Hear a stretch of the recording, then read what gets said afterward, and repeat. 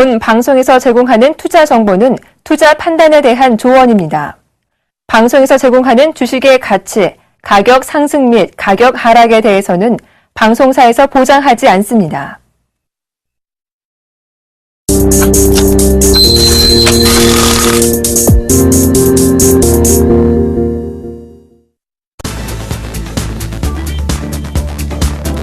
예, 안녕하십니까. 조민규 멘토입니다. 조금 가라앉혔네요. 안녕하십니까. 김용진입니다. 목소리를 좀 깔아봤는데, 예. 혹시 월요병이라고 들어보셨습니까? 많이 들어봤죠. 예, 월요일만 되면 힘이 축 처지고, 요새 날씨도 더워가지고, 많은 분들이 좀 월요일날 고통이 좀 심하신 것 같은데, 주말 저녁에는요, 일찍 좀 잠자리에 드셔가지고 일찍 좀 주무시고, 침대에서는 스마트폰을 만지지 않는 것도 월요병을 예방할 수 있는 하나의 방법이라고 합니다.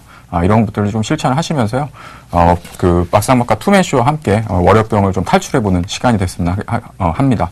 그럼 본격적으로 박사막과 투맨쇼 시작해보도록 하겠습니다.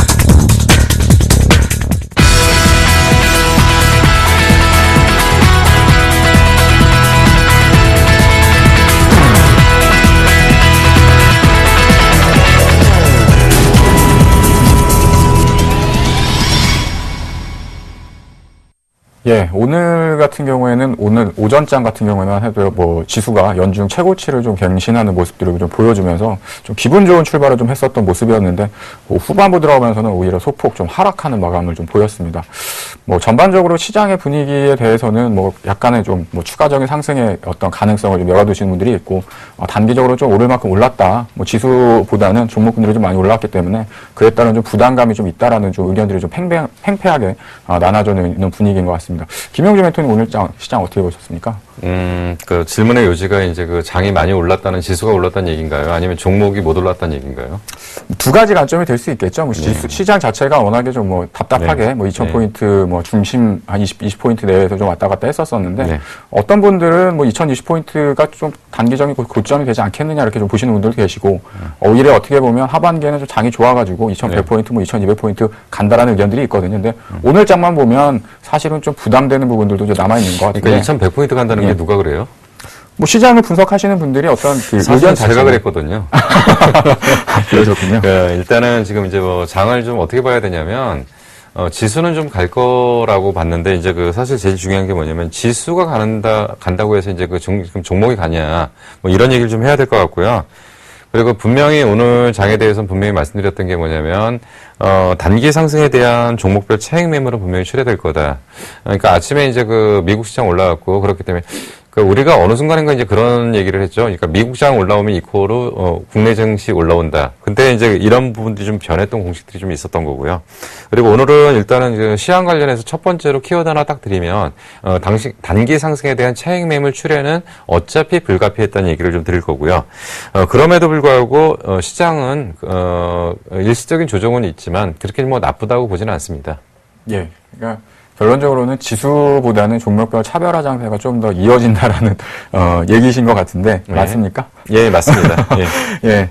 사실은 저 역시도 아까 말씀하셨던 것처럼 하반기 지수를 좀 지수가 좀 상승을 하지 않겠느냐 이런 쪽에 좀 무게중심을 실었었는데 지금 전반적인 어떤 시장을 보다 보니까 상승에 대한 무게보다는 지수 자체가 좀 이렇게 무거워졌다라는 생각이 좀 많이 듭니다. 그러니까 대형주들이 어떤 지수 상승을 좀 견인하면서 지수를 좀 끌어올려주는 모습들을 보여줘야 되는데 무게가 많이 무거워지다 보니까 사실은 이제 종목 좀 시장을 좀 대표하는 대형주들은 좀 무게가 좀 무거워졌고 오히려 이제 시장의 분위기, 그러니까 본질적인 어떤 시장 분위기가 나쁠 경우에는 뭐 중소형주들이라던가 뭐 대형주들 같은 경우는 다 힘이 없을 텐데 오히려 이제 대형주들이 쉬는 어떤 빈틈을 이용해가지고 중소형주들 같은 경우에 좀 날개를 좀 활짝 펴고 날아가는 모습들을 좀 보여줬었거든요. 사실 그런 부분으로 본다고 한다면 계속해가지고 올해 2014년도에 어떤 그 시장 자체가 지수보다는 확실히 어떤 그 종목별 차별화 장세가 좀 극대화됐던 부분들이 있었고 이제 하반기로 넘어가는 이제 시점이 됐고 사실은 이제 2분기 실적 시즌에 진입을 하고 있지만 이제 3분기에 대한 어떤 기대감이라던가 혹은 뭐 우려라던가 이런 부분들이 있다라고 좀 판단이 되어지는데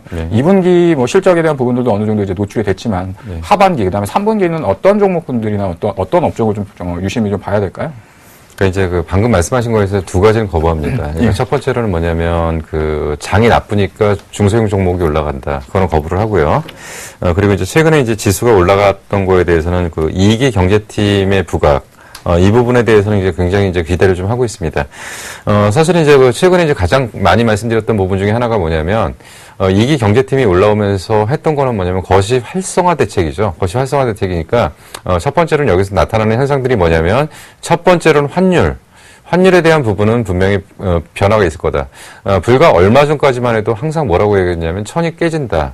항상 제가 제일 싫어하는 게 그 부분입니다.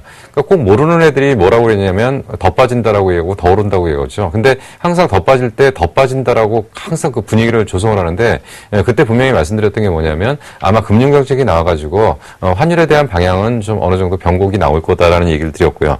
자, 지금부터 이제 말씀드렸던 게 뭐냐면 환율에 대한 방향을 결정할 수 있는 가장 중요한 변수가 뭐냐면 금리정책이다. 말씀드린 것처럼 실물 경제가 기본적으로 깔리지 않은 상태에서의 단순한 금융정책은 의미가 없습니다. 하지만 지금 현재 실물이 충분히 받쳐져 있는 상태에서 금융정책이 실기를 한 거죠. 실기라는 건 기회를 놓쳤다는 얘기입니다. 그런 상태에서 이제 금융정책이 8월에 이제는 누구나 얘기하는 게 뭐냐면 개나 소나 다 얘기하는 게 금리 인하 정책입니다. 근데 사실 저희 시간에는 오래전부터 그 얘기를 했습니다. 뭐라고 얘기를 했냐면 분명히 금융정책이 나와서 전체적인 어떤 상황들을 만들 거고요. 거기에 맞춰주는 실물경제가 따라갈 거라는 얘기를 했고요. 자, 이기 경제팀에 대한 기대 여전히 있습니다. 얘네들이 내놓을 수 있는 정책 없습니다. 없음에도 불구하고 분명한 금리 정책에 대한 방향을 제시할 거고요. 거기에 따라서 지금 최근에 분명히 시장이 바뀌었던 가장 큰 이유 중에 하나가 뭐냐면 대형주가 올랐던 거고요. 대형주가 올랐던 가장 큰 이유가 뭐냐면 금융 정책에 대한 방향이 바뀐 겁니다. 자, 이렇게 된다면 이제는 우리나라가 이제 뭐라고 얘기를 하냐면 이제 금융 정책이 바뀌었기 때문에 계속적으로 상승한다. 아니라고 얘기했죠. 뭐냐면 박스권의 상하단만 바뀐 거지 금융 정책의 기본 틀이 바뀔 수 있는 거는 아니고 실물 경제의 기본적인 틀이 바뀌는 거 아니라고 말씀드렸습니다. 자, 이제는 뭐라고 다시 한번 정리를 하겠냐면 앞부분에서 얘기했을 때 대부분의 애들이 뭐냐면 많이 빠졌을 때 더 빠진다고 얘기했을 때 거기서 우리가 한 가지 좀 조심해야 될 거는 뭐냐면 경기의 펀더멘탈이 살아나기 때문에 최소한 하방은 잡습니다. 그리고 이제 2기 경제팀에 대한 거시 확장 정책이 나오기 때문에 그거와 맞물렸기 때문에 최소한 하단은 나왔습니다. 그렇기 때문에 얼마 전에 그 비행기 떨어지고 그럴 때도 조금 말씀드렸지만은 그 부분은 아닙니다라는 말씀을 좀 드렸죠. 근데 지금 거꾸로 그러면 그 부분이 해소돼가지고 본격적으로 상승하냐? 아니라고 말씀드렸습니다. 단 우리가 지금 경제 2기 팀에 대한 기대감은 아직까지 존재하기 때문에 최소한 전체적인 장 상황에 대한 하단은 좀 잡아가고 있는 거 아니냐. 그렇다면은 조심스럽게 바닥론에 대한 얘기는 지금 좀 할 때가 아닌가 좀 생각이 듭니다. 예, 일단 말씀하셨던 내용들을 듣다 보니까 제 의견이 잘못 좀 전달이 좀 된 것 같아요. 시장이 안 좋았기 때문에 뭐 중소형주가 올랐다기보다는 지수를 올라가는 데 있어서는 대형주들이 좀 중심에 좀 서줬어야 되는데 제형주들이 못 가다 보니까 지수 자체가 좀 정체됐던 흐름이었다. 뭐 이렇게 좀 말씀을 드렸던 거고요. 제가 그 항상 월요일마다 말씀드리는 이번 주 지수 밴드를 좀 보면서 말씀을 좀 드리도록 하겠습니다. 오늘 같은 경우 이제 시초 지수 해가지고 이제 장중 고점이 2030포인트 정도 이제 나왔었는데요. 앞서서 이제 김용주 멘토님 말씀하셨던 것처럼, 지속적인 어떤 랠리형 상승보다는 계속해가지고 어떤 계단식의 그 박스권에 대한 흐름들이 한 단계씩 이렇게 계단을 올라가는 것처럼 이제 올라가는 상승형, 흐름들이 좀 나타나는 그런 형태로서 좀 판단을 하고 있고요. 마찬가지로 아직까지는, 지속적인 어떤 랠리에 대해 그 지수가 어떤 추가적인 상승에 대한 무게중심을 갖기보다는, 2000포인트 초반권에 대한 어느 정도의 지지력은 좀 확인했던 어떤 그 정도의 어떤 지수 그 밴드를 좀 확인할 수 있지 않았나 이렇게 좀 보고 있습니다. 그리고 두 번째는 앞서서 말씀하셨던 것처럼 이제 환율의 변화인데요. 금리 인하에 대한 부분들을 어느 정도 이제 외국인들 같은 경우는 좀 기대감이라던가 미리 어느 정도 이제 환율 쪽에서 여계 쪽에서 그 달러에 대한 매수세를 좀 촉발을 시키면서 환율에 대한 변화를 좀 나타내는 모습을 보였었고요. 특히 오늘 같은 경우에 보면 지수가 좀 올라오다 보니까 외국인들은 선물 쪽에서 오전장 중에서는 이제 매수를 보여주다가 후반부 들어서는 매도로 좀 전환되는 모습을 보였었고, 기관 같은 경우에 다시 한번 또 지수가 좀 올라오고 종목분들이 올라오다 보니까 현물 쪽, 주식 쪽에서 좀 매도 흐름을 나타내는 모습들을 보였었는데, 일단 기본적으로는 계속해가지고 좀 이렇게 갑갑하게 막혀 있었던 2020포인트 초중반권에 대한 박스권 상단부를 일단 한번 뚫어 올렸다라는 의미가 좀 있지 않았나 이렇게 좀 판단을 하고 있고요. 일단 뭐 시장에 대한 부분들은 뭐 이 정도로 이렇게 좀 정리를 해보면 될 것 같아요. 조금만 더 정리를 할게요. 그러니까 이제 말씀하신 것처럼 저는 지금 이제 지수의 박스권 상단을 갖다가 단계별로 계단식으로 올라간다는 얘기가 아니에요. 저는 그냥 바로 2100포인트까지 간다는 얘기입니다. 그리고 그리고 이제 그 박스권 상단이 결정되고 하단이 결정되면서 그 안에서 그 지대한 흐름들이 나타난다는 얘기지, 제가 2030포인트 갔다 2050포인트 갔다 2070포인트 갔다 그런 얘기가 아니고요. 저는 이제 바로 간다는 얘기고요. 그 중심축에는 이제 외국인 매수가 있다고 하는데, 외국인 매수 있는 거 맞습니다. 근데 뭐냐면 외국인 매수가 예전처럼 어떤 파생과 연결된 그런 매수가 아니고 지금 국부펀드 중심의 어떤 매수가 지금 이어지고 있다는 얘기고요. 그런 측면에서 지금 그 조금 이제 시황관이 같다라고 정리를 하시면 안 되고요. 제 생각이 좀 다르다는 얘기를 좀 말씀드리겠습니다. 예, 저도 말씀하셨던 내용하고는 좀 차별화된 부분인데, 제가 보는 건 이제 지수가 이제 다이렉트로 이렇게 올라가기보다는 단기간에 어떤 급등적인 어떤 흐름을 보여주기보다는 이렇게 한 번 정도 올랐다가 그러니까 이제 조민규 멘토님이 말씀하시는 그런 관점 알겠고, 그리고 이제 제 생각을 거기다 접목시켜서 껴맞추지 마시라는 얘기죠. 예, 알겠습니다. 예, 뭐 시장에 대한 부분은 이렇게 좀 정리를 해보도록 하겠고요. 오늘 장 들었다 놨다 했던 특징 종목 살펴보도록 하겠습니다. 예, 첫 번째 종목은요, LG화학입니다. 예, 오늘 LG화학 실적 발표가 있었었는데요. 오늘 뭐 실적 발표 이후에 약간 좀 단기적인 좀 하락을 좀 보여주는 모습을 보였습니다. 뭐 LG화학 같은 경우에는 뭐 워낙에 유명한 좀 기업이기도 하고, 많은 분들이 이제 화학 업종 중에서 좀 대표주라고 좀 볼 수 있을 텐데, 오늘 뭐 실적 발표됐던 이슈들 좀 있었고, LG화학 앞으로의 주가 흐름 어떻게 좀 생각하시는지 말씀 좀 해주시죠. 먼저 말씀해 주시죠. 그러니까 제가 정리를 못하겠어요. 예, 그러면 제가 이제 오늘 LG화학 잠정 실적 발표했었던 자료 화면을 보시면서 LG화학에 대한 부분들하고 앞으로 이제 화학 업종을 좀 어떻게 봐야 되는지 좀 정리를 좀 해드리도록 하겠습니다. 예, 화면을 좀 보시면요, 지금 전년 대비해가지고 상당히 좀 안 좋은 실적을 좀 발표를 했습니다. 매출액 같은 경우에는 비슷한 정도의 흐름이었었고요. 영업이익 같은 경우 한 28% 정도 감소하는 모습을 보였었고, 이제 단기 순이익 자체가 한 40% 정도 이제 급감하는 모습들을 보였었는데, 좀 나빴던 부분들은 뭐냐면 이제 전분기보다 보통은 화학업종 같은 경우는 1분기가 좀 비수기 정도의 흐름이고 2분기, 3분기 이렇게 좀 올라가면서 하반기로 갈수록 계속 좋아지는 모습들을 보여주는데, 1분기보다 좀 2분기가 좀 둔화됐던 흐름들이 상당히 좀 시장에서 좀 안 좋게 보지 않았나 이렇게 좀 판단이 되었습니다. 이제 이런 부분들 때문에 사실은 주가가 좀 하락을 했었고, 사실은 LG화학 같은 경우도 마찬가지로 화학주들을 들고 계신 분들 혹은 화학주를 매수를 좀 기다렸었던 분들 같은 경우는 언제 좀 주식을 사야 될까라고 좀 생각을 하실 텐데, 오히려 오늘같이 실적을 발표한 이후에 단기적인 진짜 하락에 대한 부분들이 나왔다고 한다면 이러한 실적에 대한 불확실성이 좀 제거됐다라는 좀 판단이 되어지고요. 그 다음에 대한 부분들은 이제 LG화학 같은 경우는 사실은 이제 화학업종이지만 2차 전지와 관련됐던 어떤 기대감들이 사실 좀 남아 있거든요. 근데 IR 자료에 나와 있었던 어떤 오늘 실적에 대한 부분들을 보면 2차 전지 쪽은 그래도 조금씩 성장하는 모습을 좀 줬기 때문에 다른 어떤 화학주들보다는 좀 주가적인 차별화가 좀 단기적으로 나타났던 흐름들이 좀 있었습니다. 다만 오늘 같은 경우에는 뭐 실적에 대한 우려죠. 그 다음에 실적에 대한 어떤 불확실성이 좀 주가에 대한 부분들로 작용했던 흐름들이 있었고, 단기적으로는 사실은 주가가 다른 기업들에 비해서는 좀 2차 전지에 대한 기대감을 가지고 올랐었던 측면들이 있었었는데, 그 부분이 좀 조정을 받으면서 주가가 좀 이렇게 조정을 받았다라고 보시면 될 것 같은데요. 두 번째 화면을 좀 보시면요, 왜 그 화학주들이 좀 전반적으로 좀 주가가 좋지 못했나 이런 부분들인데, 지금 보시는 게 이제 화학 제품에 대한 전반적인 가격 동향입니다. 이게 분기별로의 흐름들을 보시면 오른쪽이죠. 이제 PVC 쪽하고 1Q, 2Q, 그다음에 2012년도부터 어떤 가격적인 흐름을 보시면 지속적인 어떤 하락형의 패턴들을 좀 보실 수가 있을 텐데, 이런 부분들이 사실은 이제 화학 업종 관련해가지고 2012년도, 2013년도 지속해가지고 어떤 그 실적에 대한 우려, 그다음에 주가에 대한 그 흐름들이 이제 안 좋아졌던 흐름들을 보여주고 있었었는데, 왜 앞서서 말씀드렸던 것처럼 2분기 실적의 불확실성보다는 이제 3분기 하반기에 대한 부분으로 좀 관심 있게 보셔야 되는지를 말씀드리고 싶은 건 뭐냐면, 다음 화면을 좀 보겠습니다. 예, 지금 이제 월별로 이렇게 좀 나눠서 봤는데요.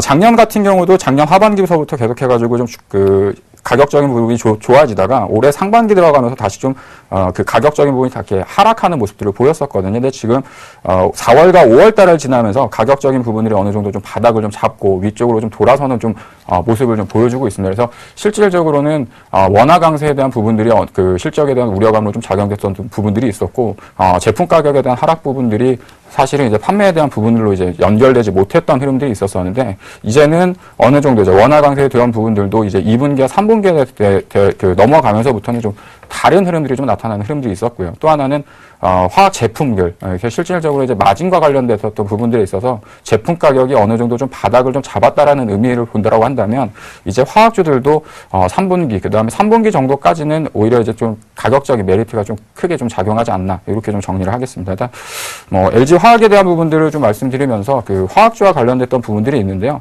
이 자료를 보시면 사실은 이제 우리나라에 있는 화학 기업들, LG 화학이라든가 롯데케미칼, 그다음 SKC, 금호석유, 각기 만드는 그 제품군들마다 좀 차별성이 있기 때문에, 옆에서 아까 말씀드렸던 그 제품 가격에 대한 동향들에 따라 가지고 어떤 주가에 대한 좀 차별적인 움직임을 나타내는 종목군들이 있습니다.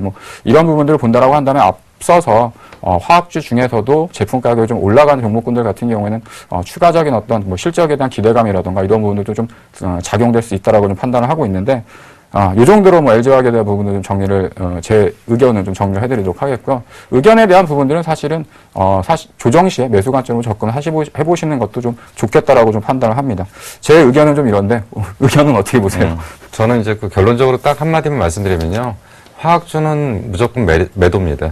화학주는 무조건 매도인데, 2분기 실적 우려는 분명히 나타나는 부분이고요. 2분기 실적 우려에 대한 추가적인 3분기, 4분기, 내년, 화학주는 대표적인 장치 산업입니다. 장치 산업은 한번 장치에 어떤 투자가 되게 되면은 거기에 대한 고정비 내지는 기타 변동비를 커버하지 못한 상태에서는 상당히 어려운 국면은 있습니다. 근데, LG화학은 저는 화학주로 접근을 안 합니다. LG화학은 저도 2차 전지 관련 종목으로 접근을 하고요. 제가 지금 2차 전지를 가져봤던 거는 삼성 SDI고 LG화학을 얘기를 하는 거고요.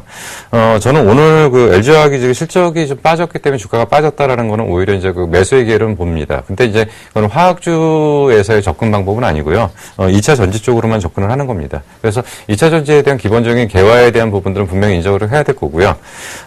그 전기차 내지는 2차 전지에 대한 어떤 핵심들을 좀 이해를 못하는 부분들은 차트적인 접근이나 어떤 화학적인 접근으로 했을 때는 좀 문제가 좀 있을 것 같고요. 저는 3분기, 4분기 내년부터는 2차 전지의 본격적인 매출 구조나 실적 구조가 나온다라고 일단 판단을 하고요. 그런 관점에서는 LG화학에 대한 부분은 화학주적인 관점이 아닌 2차 전지적인 관점에서는 매수. 그렇지만 만약에 LG화학이 정말 화학주라고 한다면 저는 3분기고 내년 4분기고 관심이 없습니다. 그래서 제가 봤던 관점이 조금 차이가 있다는 얘기를 좀 드리고 싶습니다. 예, 알겠습니다. 제가 생각하는 거하고 다른 의견도 있을 수 있으니까요. 예, 두 번째 키워드 종목 한번 살펴보도록 하겠습니다. 예, 두 번째 키워드는 OCI 머티리얼즈네요. 예, LG화학에 대한 부분들을 좀 살펴봤었는데 두 번째는 OCI 머티리얼즈 어떻게 보십니까? 예, 뭐 질문을 먼저 하시니까 이제 말씀드리겠습니다. OCI 머티리얼즈는 대표적으로 이제 특수가스 업체입니다. 특수가스 업체이고요. LCD하고 반도체 관련 쪽에 이제 특수 관련주하고 태양전지에 대한 그 특수 관련주입니다. 보통 이제 우리가 OCI를 알고 있을 때 이제 밸류체인이라는 얘기를 할 거고요. OCI가 대표적으로 이제 소재 산업 그리고 이제 OCI 머티리얼즈는 잘 알려지지 않은 기업입니다. 근데 오늘 주가가 강하게 올라왔던 건 2분기 순이익이 많이 올라왔다. 근데 사실 우리가 OCI에 대해서 가장 기본적으로 기대를 하는 부분은 뭐냐면 태양광에 대한 어떤 업황 개선을 좀 얘기를 하는 건데 오늘 분명히 OCI가 올라왔던 이익의 개선 부분은 뭐냐면 태양전지나 태양 관련 쪽에 대한 부분이 올라왔던 건 아니고요. 기존에 하던 쪽에서 LCD나 반도체 관련 쪽이 올라왔던 거고요. 자, 그러면 지금 이제 OCI에 대해서 굉장히 긍정적으로 평가하는 가장 큰 기준에서 하나가 뭐냐면 하반기에도 좋아질 거다. 근데 하반기에 좋아지는 게 얘네들이 분석하는 자료에서는 LCD하고 반도체 관련 쪽이 계속적으로 좋아질 거다라고 보는데 저는 조금 다른 각도에서 추가적으로 태양 전지 쪽 관련 쪽도 커질 거라고 얘기를 합니다. 대표적으로 지금 태양 전지 쪽에서 하반기에 좀 기대할 수 있는 건 뭐냐면 미국이나 이제 중국 쪽인데요. 중국 같은 경우는 올해 예정되어 있는 태양광의 투자 규모가 13기가와트 정도. 미국 같은 경우에도 상당히 큰 규모로 투자할 규모로 좀 예정되어 있었는데 사실은 전반기에 투자를 안 했습니다. 전반기에 투자를 안 했던 가장 큰 이유가 뭐냐면 두 나라당 서로 간의 이해관계가 있었던 거죠. 뭐냐면 곧 조만간 미국하고 중국하고 그 태양광 관련해 갖고 무역 분쟁이 있을 것 같고요. 거기에 대한 보조금에 대한 어떤 서로 관세 부과가 있을 걸로 봅니다. 근데 지금 이제 중국 경제를 휘두르는 가장 큰 키워드 하나 중에 뭐냐면 신재생 에너지인데 풍력과 태양광에 대한 신재생 에너지에 대한 키워드가 분명히 있었습니다. 근데 그럼에도 불구하고 중국에서 상반기에 신재생 에너지 관련한 투자를 안 했던 가장 큰 이유가 뭐냐면 어차피 무역 분쟁이 있을 거를 기점으로 해서 자국의 산업을 보호하기 위한 어떤 공격적인 마케팅 전략이 나올 가능성이 있고요. 그거의 한 축이 뭐냐면 결국은 태양광에 대한 보조금 정책을 확대하는 부분이 분명히 나올 거라고 일단 예상이 됩니다. 그렇기 때문에 지금 OCI 머티리얼즈는 하반기에 더욱더 기대되는 부분은 뭐냐면 LCD 쪽이나 반도체 관련 쪽에 대한 업황의 기본적인 개선 이외에 플러스 알파가 있는 게 태양 전지 관련한 가스 쪽 그리고 밸류체인 쪽에서의 그 다음 단계의 어떤 부분들 이런 부분들이 확대된다고 한다면 OCI 머티리얼즈는 얘네들이 생각하는 것보다 더 좋은 실적의 개선은 나타날 거라고 보기 때문에 사실은 지금 많이 올라왔지만 그럼에도 불구하고 지속적으로 성장한다라고 판단이 됩니다.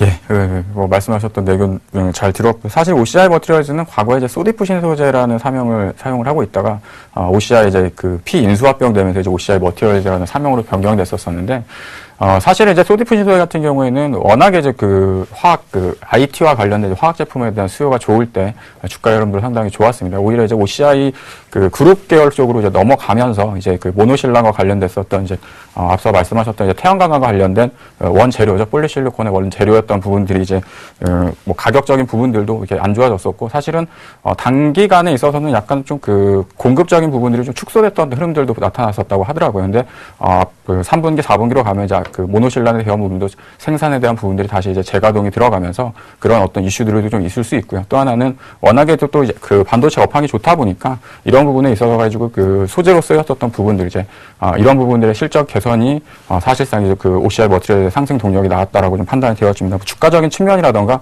앞으로의 실적에 돌아서는 모습들은 확실히 이제 눈에 이렇게 띄게 좋아지는 모습을 보여주고 있기 때문에 오히려 지금 오늘 단기간에 좀 올라오긴 했었지만 약간 좀 쉬어가는 주가의 흐름을 보여준다고 한다면 중기적으로는 조정 시에 매수 관점으로 접근해 보시는 것도 괜찮은 종목이 아닌가 이렇게 좀 말씀을 드리도록 하겠습니다. 네, 세 번째 종목은요 YD 온라인입니다. 네, 세 번째 종목은 YD 온라인이네요.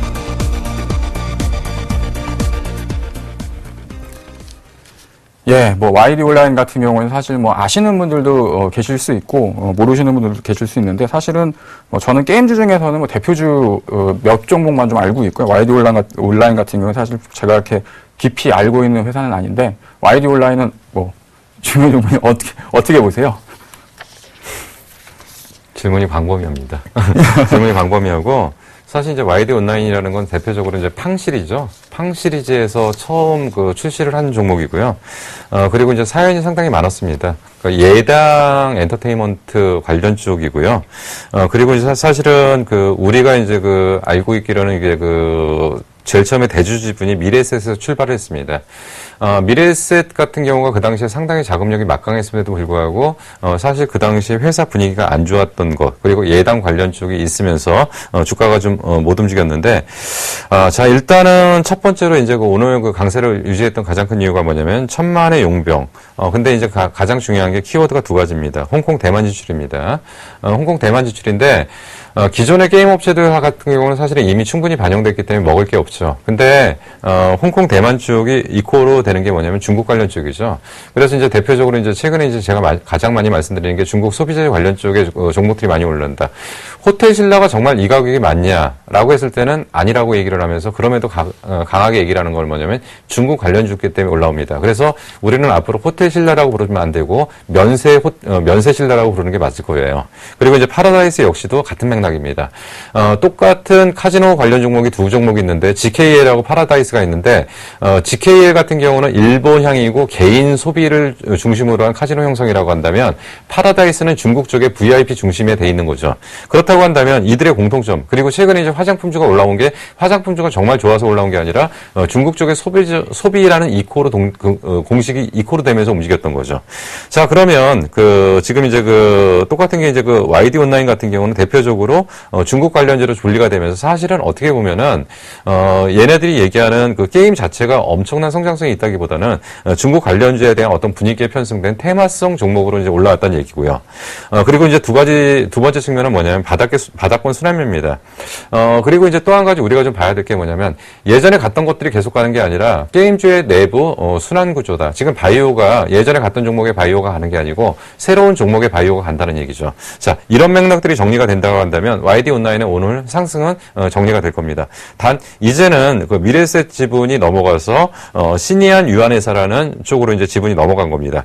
그렇다면 과연 얘네들이 얼마나 힘을 써서 얼마나 제대로 주가 반영을 해줄 거냐라는 거에서는 의문은 있습니다. 다만 한 가지 확실한 것은 최근에 테마의 가장 핫한 부분이 중국 소비재 관련 쪽이라는 부분이고 또 한 가지의 맥락이 게임 관련주라는 쪽에서는 이코로 등식은 맞았다는 거에서 오늘 분명히 테마성 종목으로 형성됐던 건 맞고요. 이러한 부분들이 오늘 전면적으로 부각되면서 오늘 이 부분들이 좀 상승을 했는데 제가 정말 지적하고 싶은 것은 중국 소비재 관련 쪽이 과열권이라는 얘기입니다. 그래서 이런 부분을 지적하고 싶어서 YD 온라인을 특징 종목으로 분류를 한 겁니다. 예, 알겠습니다. 일단 저 같은 경우에도 게임즈 같은 경우에는 컴투스, 게임빌이 대장주 역할을 하면서 모바일 쪽에서 좀 급등하는 모습들을 보였었는데, 화장품 관련주도 마찬가지, 코스맥스, 아모레 퍼시픽, 그 다음에 한국 콜마 같은 종목들이 올라오다 보니까 최근에는 그 밑에 있었던 3, 4위권에 있었던 종목군들이 순환적으로 이제 단기적으로 급등하는 모습들을 보였었는데 아마도 이제 게임주 중에서도 많이 올랐었던 단기적으로 좀 급등했었던 종목군들이 좀 많아지다 보니까 그 밑에 있었던 종목군들 쪽으로도 순환매가 좀 돌았던 오늘장이 좀 아니었었나 이렇게 좀 정리를 해드리도록 하겠습니다. 예, 이렇게 그 키워드에 대한 부분은 정리를 하도록 하겠고요. 본격적으로 멘토블 수익률 어떻게 진행이 됐었는지 확인해 보도록 하겠습니다. 7월 21일 월요일 막상막하 투맨쇼 포트폴리오 수익률 확인해 보겠습니다. 먼저 조민규 멘토의 포트폴리오입니다.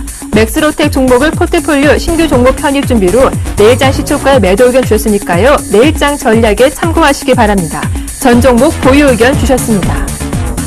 이번엔 김용준 멘토의 포트폴리오입니다. 지난 14일 인포뱅크 종목을 매도 의견 주셨는데요. 그 다음날 시초가인 7,140원에 마이너스 2.2%로 매도 확정 처리됐습니다. 전 종목 보유 의견 주셨습니다. 이번에는 포트폴리오 수익률 베스트입니다. 오늘장 수익률 베스트, 먼저 2위부터 확인해 보겠습니다. 2위는 정동훈 멘토의 테크윙이 28.5%를 기록하고 있고요. 3위는 조민규 멘토 윤테스가 20.7%를 기록하고 있는 모습입니다. 4위는 남은우 멘토의 CJ 대한통운이 14.1%를, 5위는 정동훈 멘토의 한국전력이 4.8%를 기록하며 또 한 번 순위권에 등극해 있는 모습입니다. 그렇다면 오늘장 막상막하 투맨쇼 수익률 베스트 1위는 과연 누가 차지했을까요? 김지웅 멘토의 마이크로 콘택솔이 29.4%를 기록하며 여전히 1위 자리를 지켜내고 있습니다. 이번엔 누적 수익률 베스트입니다. 1위는 정동훈 멘토가 66.6%를 기록하고 있고요. 2위는 조민규 멘토가 56.5%로 그 뒤를 바짝 쫓고 있습니다. 3위는 김지웅 멘토가 33.7%를 기록하고 있네요. 마지막으로 막상막하 투맨쇼 명예의 전당입니다. 정제훈멘토가 금, 은메달을 모두 독식하고 있죠. 사마 네트워크스와 YB로드가 금메달, 은메달을 차지하고 있고요. 예병군 멘토의 바텍이 동메달을 기록하며 명예의 전당을 빛내고 있습니다. 여러분들의 수익률을 책임지고 있는 막상막하 투매쇼. 과연 내일장 포트폴리오에서는 어떤 순위 변동률이 생길지 멘토들의 내일장 수익률도 기대해 주시기 바랍니다.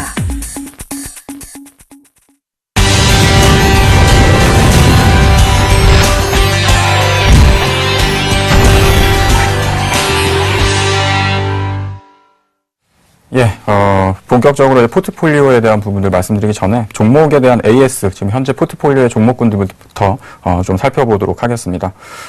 계속해가지고 유니테스트 같은 경우에는 방송 초반에서부터 편입을 한 이후에 20% 정도에서 계속 수익률이 좀 정체된 모습들을 좀 보여주고 있는데요. 앞서서 말씀드렸던 것처럼 2,500원 정도 가격이라고 한다면 이 기업에 있어서 기본적인 적정 주가 수준 정도가 이제 나타났던 부분들이고, 회사에 대한 어떤 실적에 대한 기대감이라든가 성장성을 좀 반영한다고 한다면 추가적인 좀 상승을 기대할 수 있다. 그래서 여전히 포트폴리오에서는 유지를 하도록 하겠고요. SK이노베이션 같은 경우 단기로 좀 올랐다가 최근 들어서는 10만 원권에서 계속해가지고 좀 왔다 갔다 하는 모습들을 좀 보여주고 있습니다. 근데 앞서서 말씀드렸던 것처럼 제가 보는 기본적인 저점은 98,700원 정도, 그래서 PBR 기준으로 0.6배수 이하권까지 역사적인 저점을 좀 형성했었다고 한다면 기본적으로 이 가격이 깨지지 않는 이상 팔 이유가 없다라고 생각하는 생각에서 좀 포트폴리오에서 유지를 하도록 하겠고요. 메스로텍 같은 경우에는 일단 좀 포트폴리오 오늘장에서 이제 새롭게 신규 포트 종목을 좀 소개해드리면서 방송에서 편입을 해야 되기 때문에 내일 같은 경우에는 시초가 정도에서 좀 정리를 하는 쪽으로 좀 말씀을 드리도록 하겠습니다. 하지만 실질적으로 주식을 보유하고 계신 분들 같은 경우에는 제가 대구까지 가가지고 회사에 대한 부분들을 또 확인을 했었고 2분기에 대한 실적, 그 다음에 앞으로 이제 회사의 변화되는 모습들을 좀 기대할 수 있는 부분들이 있습니다. 그래서 방송에서 포트폴리오에서 제외가 됐다고 해가지고 무조건적으로 매도를 하시라는 의견은 아니고요. 주가가 많이 올라와 있는 상황도 아니고 주가가 이제 바닥권에서 좀 정체되어 있는 모습들이기 때문에 일단 메스로텍 같은 경우에는 제가 이제 대박 플러스죠. 수요일날 이제 진행하는 프로그램에서도 이제 포트폴리오 편입이 되어 있는 종목이니까 수요일날 방송을 보시면서 좀 따라하시면 되실 것 같습니다.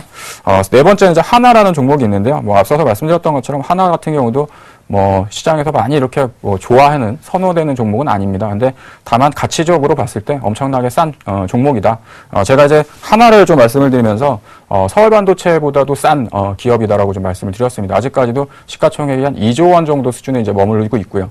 서울반도체 같은 경우는 2조가 좀 넘는 기업인데 비슷한 그 정도의 어떤 시가총액을 기준으로 본다고 한다면 아직도 하나 같은 경우에는 가격적인 메리트는 충분히 발생을 하고 있다라고 좀 판단이 되어져서 보유를 하도록 하겠고요.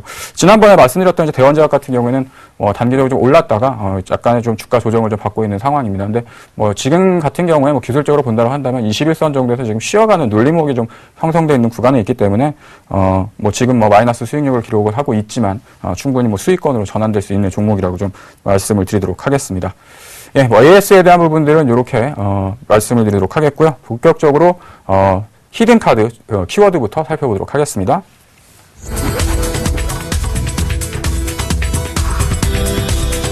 예, 첫 번째 키워드는요, 수직 계열화입니다. 예, 두 번째 키워드는 실적 호조고요. 예, 세 번째 키워드는 주가 재평가입니다. 예, 수직 계열화, 그다음에 주가에 대한 재평가, 그다음에 실적 호조, 이 세 가지 키워드를 좀 말씀을 드렸었는데, 이 기업을 말씀드리는 부분에 있어서 지금까지 어떤 포트폴리오에 운영하는 것과는 좀 다른 주가의 흐름이다라고 먼저 좀 말씀을 드리도록 하겠습니다. 저 같은 경우에는 사실 이제 기업 탐방을 해가지고 발굴했었던 종목군들 같은 경우에는 초기에 주식을 좀 이렇게 회사를 찾아가서 앞으로의 어떤 주가 실적에 대한 전망이라던가 이런 부분들을 좀 확인하는 편인데 지금 이제 말씀드린 종목 같은 경우는 사실은 좀 주가에 대한 부분들은 밸류에이션적으로 좀 많이 올라 있기 때문에 부담되는 부분들은 있습니다. 하지만 제가 생각하는 어떤 목표 주가에 대한 부분들은 아직 채워지지 않고 있기 때문에 지금의 어떤 시장의 어떤 트렌드가 그런 부분들이죠. 이제 가는 말에 올라타야 조금 더 가는 거죠. 그래서 그 종목에 대한 부분들을 말씀드리도록 하겠습니다. 예, 제가 말씀드리고 싶은 종목은요. 예, 삼릭식품입니다. 예, 삼릭식품 같은 경우에는 제가 이제 다른 수요일날 방송에서도 한번 이제 포트폴리오에서 편입을 했었던 부분들이 있었었는데 단기간에 좀 차익 실현이 됐다가 다시 한번 또 추가적인 좀 상승이 기대되는 흐름이었기 때문에 준비를 좀 해봤습니다. 그리고 뭐 기본적으로 이제 삼립식품 같은 경우에는 뭐 동네 슈퍼마켓에 가시더라도 쉽게 접근할 수 있는 제품을 만드는 회사라는 걸 이제 익히 아시는 부분들일 텐데 사실은 그거보다도 다른 부분에 좀 메리트가 좀 있었던 부분들이 있기 때문에 최근에 어떤 주가 흐름들이 상당히 좋았던 모습이었거든요. 그래서 삼립식품이 지금 어떤 사업을 좀 하고 있는지 하나씩 좀 살펴보면서 말씀을 드리도록 하겠습니다. 지금 뭐 사업에 대한 부분들을 보시면 기본적으로 이제 제빵을 만드는 회사입니다. 양산빵이라고 하죠. 그래서 보통 이제 그 제과점에서 만드는 그런 빵들이 아니고 그 어떤 공장을 이용을 해가지고 큰 어떤 대규모의 어떤 양산빵을 만드는 대표 기업을 가지고 보시면 될 텐데 삼립이라는 회사가 있고 예전에 보면 이제 샨이라는 회사가 있었던데 이 두 개가 이제 합쳐져서 사실은 이제 삼립 샨이라는 회사가 이제 지금 진행이 되어지고 있고요. 밑으로 보시면 식자재 유통이라던가 뭐 프랜차이즈 그다음에 휴게소 뭐 비즌이라고 하는 어떤 뭐 떡을 만드는 그런 어떤 사업들도 영위를 하고 있고요. 그다음에 휴게소라던가 뭐 편의점과 같은 그런 어떤 사업들도 좀 영위를 하고 있는 기업이라고 보시면 될 것 같습니다. 그래서 뭐 삼립식품 하면 대부분 빵 만드는 회사 뭐 이렇게 생각을 하실 텐데 그런 부분들이 아니라 상당히 좀 다양한 사업을 좀 영위하고 있는 기업이다라고 좀 말씀을 드리겠습니다. 두 번째는 이제 양산빵과 관련했던 시장 점유율에 대한 부분들인데요.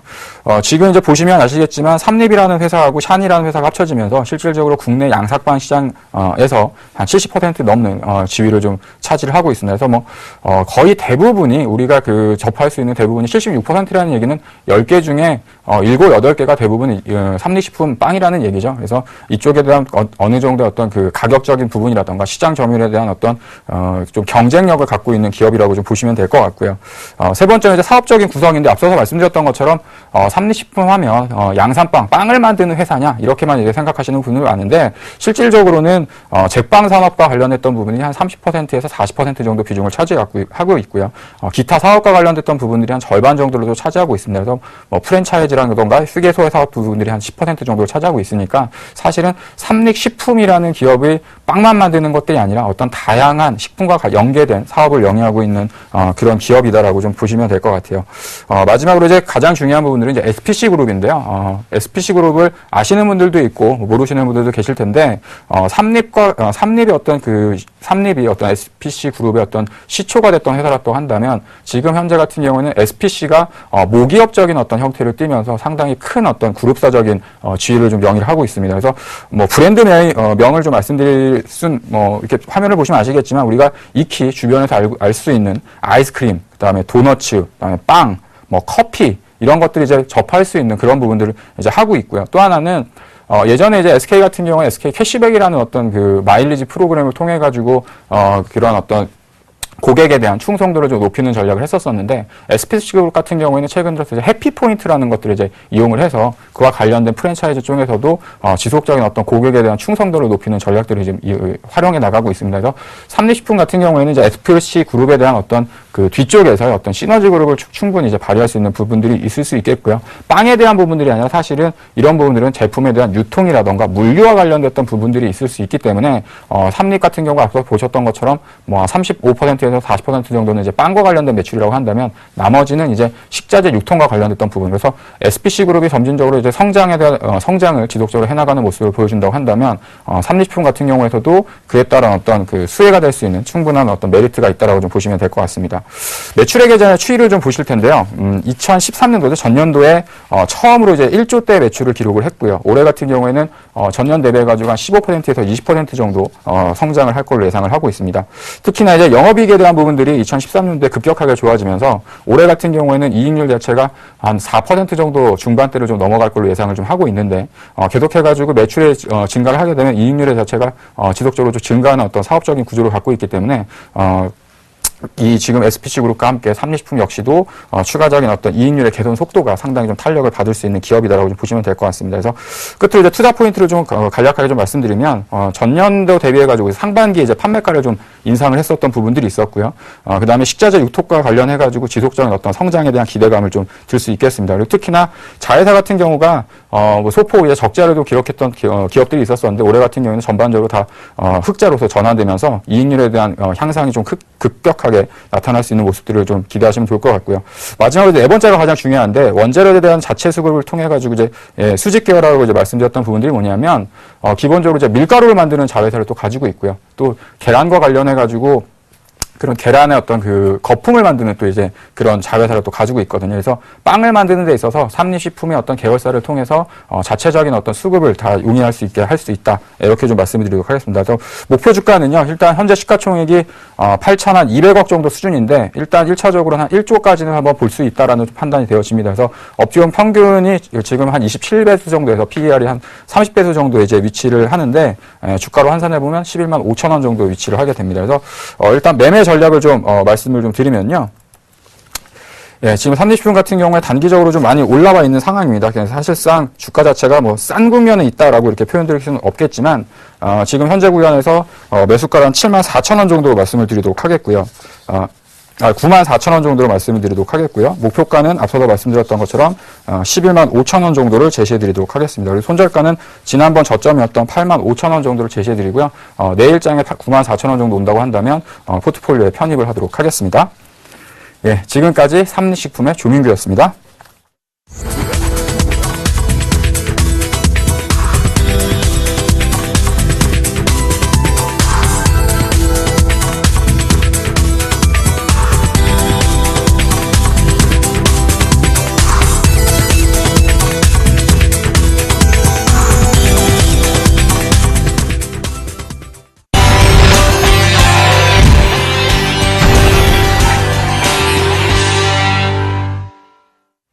네, 김영준입니다.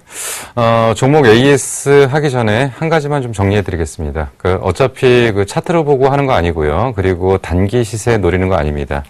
그리고 이제 제가 분명히 말씀드렸던 키워드는 정확하게 이해하신 분들은 제가 왜 말씀드렸는지 알 겁니다. 자, 먼저 인포뱅크 잠깐 정리해 드릴게요. 손절한 게 아니고요. 분명히 사전에 말씀드렸죠. 저희가 스마트카의 최고 핵심 플랫폼 말씀드린다고 그랬고 오토사라는 단어 정리해 드렸습니다.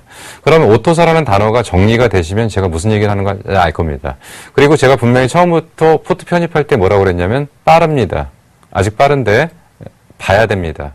왜냐하면 나중에 오토사 얘기해봐야 못 알아듣으세요. 근데 지금 미리 정리를 해드렸던 게 뭐냐면 스마트카의 오토사라는 얘기가 무슨 얘기인지만 정리를 해드린 겁니다. 그렇기 때문에 일부러 의도적으로 빼는 거고요. 저희가 나중에 얘기할 때 다시 한번 편입을 좀 하도록 하겠습니다. 자, 크루셜텍입니다. 크루셜텍은 무슨 얘기를 드렸냐면 지문 인식이죠. 지문 인식 쪽에서 두 가지 방식이 있습니다. 근데 얘네들 두 가지 방식 다 할 수는 없고요. 그리고 사실은 지금 삼성에서 지금 시시하고 있지만 지문 인식 방법에서 걔들이 채택한 방법이 문제가 좀 있습니다. 그래서 아마 지금 이제 다른 업체들이 채택했던 방식을 도입할 가능성이 굉장히 크다라는 말씀 좀 드렸죠.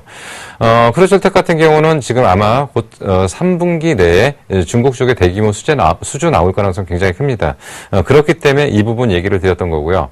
그리고 이거는 저희가 이제 얘기를 했는데 그 당시에 이제 항상 뭐가 문제였냐면 저희가 종목 얘기했을 때 추격 매수 분명히 들어오셨던 거 기억나시죠? 그러다 보니까 종목이 단기적으로 움직였던 공간보다 많이 올라서 그 주가가 형성됐던 부분이 있습니다. 거기다가 이제 개별 종목들 폭락하면서 같이 맞물렸던 부분이 있습니다. 그래서 이제 재편입, 다시 편입 이런 과정들이 있었는데 크루셜텍은 계속 끌고 가겠습니다. 크루셜텍은 손실이 난다고 해도 계속 끌고 갈 거고요. 나중에 한번 좀 보여드릴게요. 뭐냐면 정말 그때 네 말이 맞았냐 틀렸냐만 한번 확인시켜드리면 되겠죠. 그러면 될 것 같습니다. 그래서 크루셜텍은 의식적으로 한번 끌고 가보도록 하겠습니다. 그래서 정말 그 말이 맞는지 틀리는지 마지막 한번 확인을 좀 시켜드리도록 하겠습니다. 삼성 SDI 일진 머티리얼 왜 말씀드렸는지 아실 거고요. 삼성 SDI는 2차전지의 대표적인 종목이고 소형전지 쪽에서는 삼성전자를 기반으로 해서 커간다는 얘기를 분명히 드렸습니다. 그리고 이제 일진 머티리얼은 음극 일렉포일 쪽이라고 말씀드렸고요. 음극 일렉포일 쪽에서 나중에는 이제 뭐까지 가냐면 얘네들이 음극물질, 양극 일렉포일이죠. 양극 일렉포일에 음극 소재 개발까지 가는 겁니다. 자, 근데 분명히 이번에 뭐라고 말씀드렸냐면 테슬라가 삼성, SDI나 LG화학하고 당연히 2차 전지를 했어야 되는데 생뚱맞게 그 일본 쪽 업체하고 했어요. 근데 그 왜 그랬는지는 설명을 드렸습니다. 배경들은. 근데 지금 얘네들이 더 이상 어쩔 수 없는 게 뭐냐면 대규모로 이제 그 테슬라가 이제 원래 7만 불짜리의 그 차를 만들다가 이제 3만 불짜리 차를 만들어야 되니까 대규모로 이제 그 일렉포일에 대한 소재가 납품이 돼야 됩니다. 근데 이 소재를 당장 바로 충원할 수 있는 업체들이 그렇게 많지 않습니다. 그렇기 때문에 일진 머티리얼이 가야 되는 거고요. 포스코 ICT는 만능이라고 말씀드렸죠. 뭐 LED도 가능하고 그리고 이 ICT라는 게 IT 플러스 C라는 거죠. 그래서 통신 환경이 가능한 쪽이고요. 그리고 얘네들이 그 기본적인 컨설팅이 가능하다는 겁니다. 자, 포스코 ICT는 조금 좀 중기적으로 보시면 될 것 같고요. 주가는 제대로 형성될 가능성이 상당히 큽니다. 그래서 오늘은 여기까지만 하도록 하고요. 사실 시간이 없어서 바로 그 핵심 종목으로 좀 넘어가도록 하겠습니다. 자, 오늘 준비했던 종목에 대해서 키워드부터 정리를 하도록 하겠습니다. 오늘 추천 종목의 히든카드는 첫 번째가 북미 쪽입니다. 북미 성장성인데 최근에는 중국 쪽 얘기가 너무 많이 나옵니다.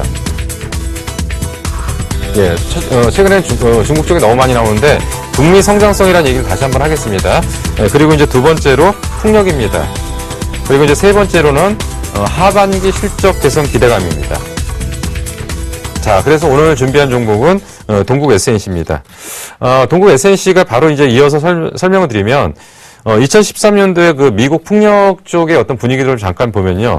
2012년도에 미국 풍력 쪽이 12.8기가와트가 수주가 나왔죠. 근데 13년도에는 2.8기가와트가 나왔습니다. 그러면 이게 이제 풍력 시장이 완전히 끝난 거냐. 그리고 현재 풍력의 누계 기준이 뭐냐면 150기가와트 정도 됩니다. 근데 14년도에 보니까 8기가와트 정도가 지금 수주가 나올 걸로 일단 예상이 됩니다. 그러면 동국 CNS는, SNC는, 그 미국 쪽의 비중이 절대적으로 어느 정도를 차지하냐면 70% 정도 차지한다고 보시면 됩니다. 그러니까 미국의 풍력 시장이 그 본격적으로 발주가 나온다면 거의 절대적인 매출이 나온다고 봅니다. 그래서 최근에 이제 주가가 좀 빠졌던 이유 중에 하나가 뭐냐면, 그 소수 집중 거래 때문에 그 주의를 받으면서 빠졌는데 사실은, 그 동국 SNC가 시가총액이 어느 정도 되는 종목에서 일부 계좌가 단기적인 어떤 매매를 한다고 해서 주가에 어떤 변화를 느낄 수는 없는 거겠죠.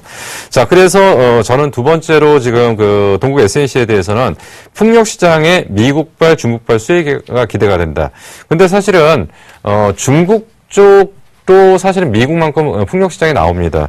사실 우리나라만큼 지금 이제 그 신재생 에너지에 투자를 안 하는 나라가 전 세계적으로 없습니다.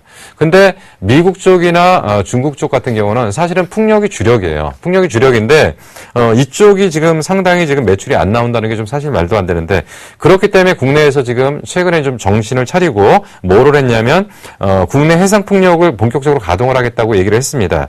그래서 1단계, 2단계, 3단계를 단계별로 진행을 한다고 하는데 현재 우리나라 누계 기준으로 풍력 누계 기준으로는 1기가와트가 안 되는 한 530메가와트 정도밖에 안 됩니다. 근데 지금 현재 그 정부에서는 2기가와트 이상을 투자를 하겠다라고 지금 준비를 하고 있습니다. 자, 자꾸 이제 그 시간이 좀 제한돼 가지고 그 내용은 뭐 웬만큼 아실 거고요. 바로 이제 종목으로 좀 들어가도록 하겠습니다. 예. 지금 이제 차트를 보시면은, 지금 이제 차트로 그대로 보이면, 차트는 안 맞죠? 뭐냐면, 전저점 무너져야 되니까 대부분 기술적 분석하는 애들은 전저점 이탈하면 매도를 해야 되는 거죠. 근데 회사에 대한 기본적인 내용들이 정리가 되는 거, 산업이 분석이 되는 거, 뭐 이런 쪽에서는 지금부터 좀 관심을 가져야 될 필요가 좀 있다라고 좀 분명히 말씀드립니다. 자, 그래서 현재 가격에서 매수 가능한 구간이라고 일단 판단이 되고요. 거꾸로 보면 지나고 보면 이게 저점이 될 가능성이 상당히 큰데 여기서 일시적인 이탈이 있을 수는 있다고 판단이 됩니다. 그러나 그거는 외생 변수에 의한 어떤 이탈이 될 가능성이 있고요. 전체적인 방향은 틀리지 않다고 판단이 됩니다. 그래서 매수가는 오늘 종가인 4,250원에 매수 들어가도록 하고요. 손절가는 4,000원이 무너지면은 손절을 하도록 하겠습니다. 그러나 분명히 다시 말씀드리지만 손절 이후에 재편입할 겁니다. 그리고 단기적인 목표가는 누구나 보는 저항선입니다. 뭐 기술적 분석하는 애들 늘 하는 얘기지만 5,000원 되면 팔아야 되죠. 앞부분에 정고점 보면 팔아야 되죠. 그래서 4,800원에서 5,000원 사이에 매도를 해야 되겠죠. 근데 분명히 다시 얘기를 하지만 목표가는 조정을 할 겁니다. 그래서 일단은 매매 전략은 현재가 그리고 손절가 4,000원 그리고 목표가는 5,000원 정도로 단기적으로 측정을 하도록 하겠습니다.